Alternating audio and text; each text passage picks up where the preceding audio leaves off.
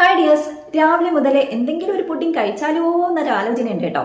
പെട്ടെന്ന് കിട്ടണം, കഷ്ടപ്പെടാൻ വയ്യ. അപ്പോൾ പാല്, മുട്ട, പഞ്ചസാര സംഭവം സെറ്റ്. 10 മിനിറ്റ് റെഡിയാവും. എഗ് പുഡിംഗ് ചെയ്താലോ? ഒരു മുട്ട എടുക്കുക, പൊട്ടിച്ചൊഴിക്കുക, അതിൻ്റെ അകത്തേക്ക് ആവശ്യത്തിനുള്ള പഞ്ചസാര ഇട്ട് കൊടുക്കുക. ഞാനിവിടെ 3 കരണ്ടി പഞ്ചസാര ഇട്ട് കൊടുക്കുന്നുണ്ട്. എന്നിട്ട് അങ്ങോട്ട് ഇളക്കുക, നന്നായിട്ട് ഇളക്കി യോജിപ്പിക്കുക.